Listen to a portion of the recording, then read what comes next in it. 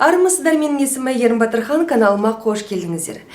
Жалпы бүгінгі біздің тақырыбымыз зейнетақыға арналады. Мен бірыңғай жинақтаушы зейнетақы қоры акционерлік қоғамына сауал жолдаған едім. Міне, маған жазбаша түрде жауап келді. Қазір осы жауаптарды сіздерге оқып беремін.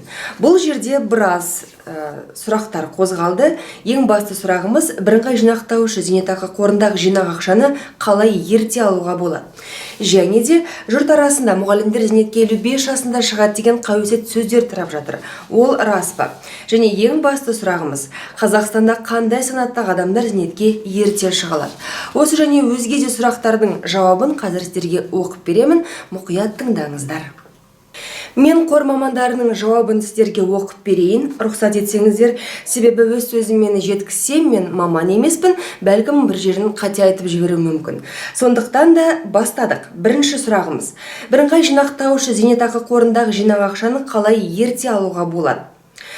Алдымен бірыңғай жинақтаушы зейнетақы қорындағы зейнетақы жинақтары заңнамада көрсетілген жағдайлар туындаған кезде ғана берілетіндігін айта кеткен жөн. Қазақстан Республикасында зейнетақымен қамсыздандыру туралы Қазақстан Республикасы заңының талаптарына сәйкес қордан төленетін зейнетақы төлемдер зейнеткерлік жасқа толған азаматтарға, ерлерге 63 жасқа толғанда, әйелдерге биыл 59 жасқа толғанда, сондай-ақ бірінші және екінші дәрежедегі мүгедектігі мерзімсіз болып белгіленген жандарға төленеді. Сонымен қатар Қазақстан Республикасының шегінен тыс жерлерге тұрақты тұруға кету дерегін растайтын құжаттарды ұсынылған шетелдіктер мен азаматтығы жоқ адамдар зейнетақы жинақтарын алуға құқылы дейді.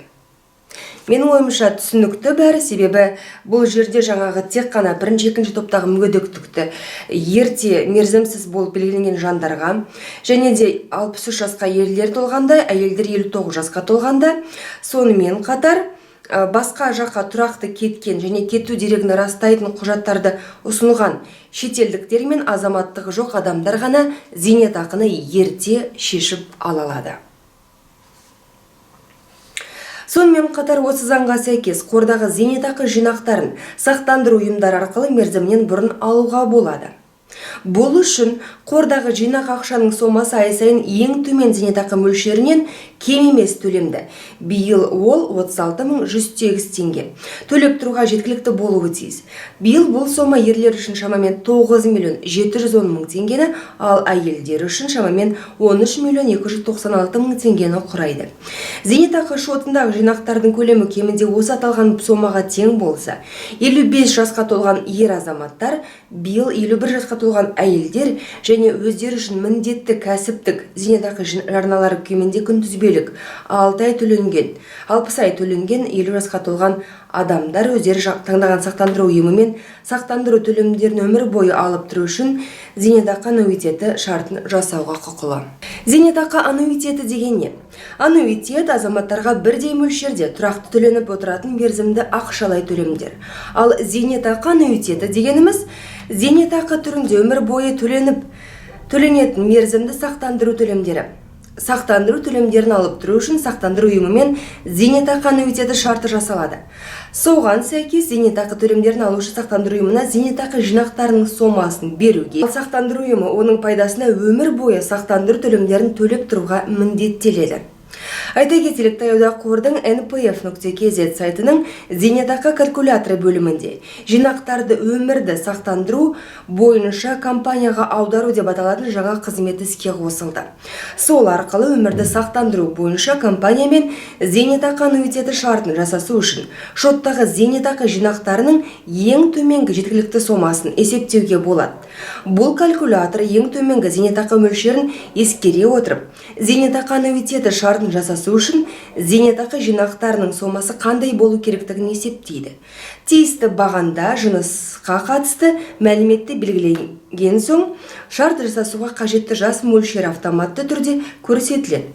Одан әрі кепілді мерзім белгіленеді. Бұл осы мерзім ішінде сақтандыру компаниясынан төлемдерді тұрақты алып тұруға ниет білдіргендеріңізді білдіреді. Әрі қарай калькулятор ағымдағы жыл бойынша ең төменгі зейнетақы мөлшерін ескере отырып, зейнетақы аннуитеті шартын жасасу үшін жинақ ақшаның көлемі қандай болу керектігін есептейді.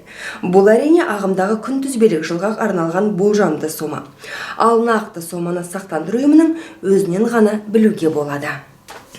Келесі сұрағымыз: жұрт арасында мұғалімдер зейнетке 55 жасында шығалады деген әңгіме айтылып жүр. Осы қаншалықты рас, мұғалімдер қанша жасында зейнетке шығады? Қазақстан Республикасы заңының талаптарына сәйкес мемлекеттік бюджеттен төленетін базалық және ортақ зейнетақы, сондай-ақ қордан берілетін зейнетақы төлемдері зейнеткерлік жасқа толған азаматтарға, яғни ерлерге 63 жасқа толғанда, ал әйелдерге биыл 59 жасқа толғанда, және жоғарыда айтылып өткендей, бірінші және екінші топтардағы мүгедектігі мерзімсіз болып белгіленген жандарға тағайындалады. Бұл барша азаматтар үшін ортақ талап. Яғни зейнетақы төлемдері азаматтардың мамандығына немесе санатына байланысты тағайындалмайды. Ал толық мәліметті азаматтарға арналған үкімет мемлекеттік корпорациясынан алуға болады. Яғни, демек, дәрігерлерге, мұғалімдерге деген зейнетақы жасы жоқ.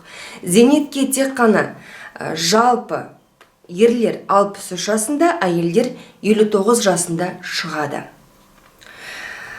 Енді келесі сұрағымыз: Қазақстанда қандай санаттағы адамдар зейнетке ерте шығалады? Заңға сәйкес 5 және одан көп бала туған, немесе асырап алған және оларды 8 жасқа дейін тәрбиелеген әйелдердің 53 жасқа толғанда жасына байланысты зейнетақы төлемдерін алуға құқығы бар. Бірақ бұл жеңілдік мемлекеттік бюджет есебінен берілетін базалық және ортақ зейнетақыларға ғана тиесілі. Оны алу үшін азаматтарға арналған үкімет мемлекеттік корпорациясына жүгіну қажет. Қордағы жинақтарға мұның қатысы жоқ. Сәйкесінше бұл әйелдер қордағы жинақтарын заңнамада көрсетілген жағдайлар туындаған кезде ғана, яғни зейнет жасына толғанда ғана ала алады. Демек, 53 жасқа толғанда жаңағы 5 және одан да көп баланы туған немесе асырап алған және оны 8 жасына дейін жеткізген әйелдер ғана зейнетке шығалады. Онда да олар тек қана базалық және ортақ зейнетақыларды алады.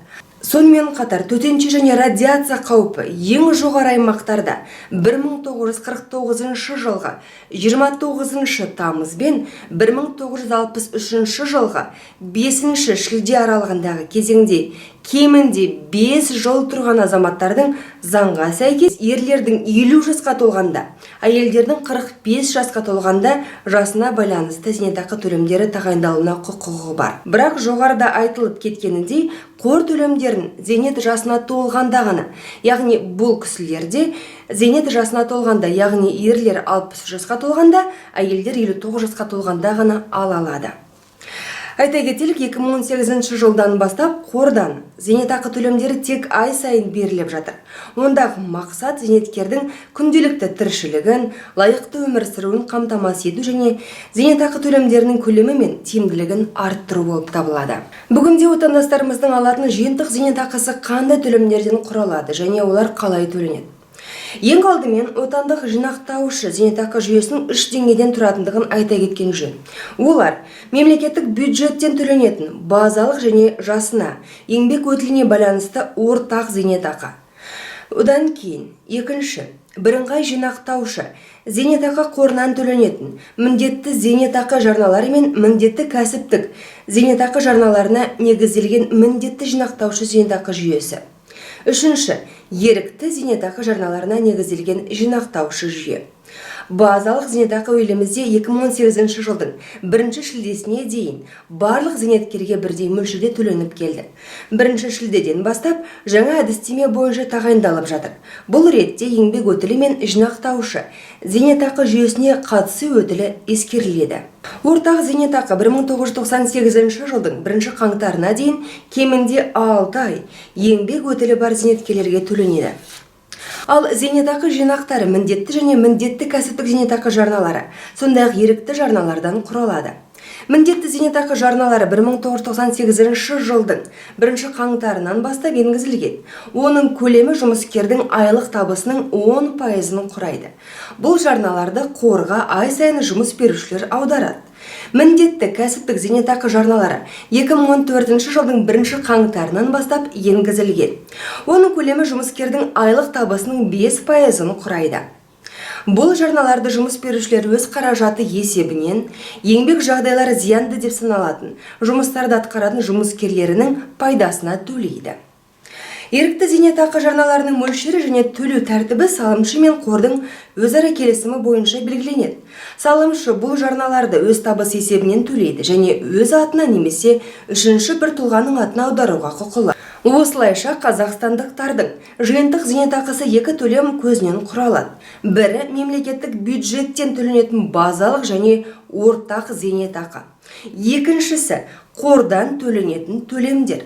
Қазір қолға тиетін жиынтық зейнетақының шамамен 80% мемлекеттік зейнетақыларға тиесілі. Бірақ болашақта қордан берілетін төлемдердің рөлі үлесі арта түседі. Сондықтан зейнетақы жарналарын қордағы жеке зейнетақы шотына тұрақты аударып тұру және оны үнемі қадағалап отыру өте маңызды. Өйткені ол зейнет жасында лайықты өмір сүрудің кепілі. 2018 жылдың қазан айында бір терезе қағидаты бойынша композитті қызмет іске қосылды. Соған сәйкес зейнет жасына толған азаматтар мемлекеттік бюджеттен берілетін зейнетақылар мен қор төлемдерін алу үшін бірыңғай өтінім мен құжаттар топтамасын тек бір жерге азаматтарға арналған үкімет мемлекеттік корпорациясының халыққа қызмет көрсету орталығына тапсырады. Осы өтініш негізінде алушыға мемлекеттік кепілдік бойынша айырма сомасы да есептеледі. Бұл ретте инфляция деңгейі ескеріледі. Әрі қарай мемлекеттік корпорация өтініш тіркелген күннен бастап 10 жұмыс күні ішінде қор төлемдері мен мемлекеттік зейнетақыларды алушының өтінішінде көрсетілген банк шотына бір мезгілде аударып отырады. Міне, жалпы ең басты сұрақтарға жауап алынды деген ойдамын. Егерде қызық болса, лайк басыңыздар, астына комментарий қалдырыңыздар. Тағы да егерде басқа да сұрақтар сіздерді мазалап жүрген болса, қойсаңыздар болады. Мен ол сұрақтың жауаптарын іздеуге тырысамын.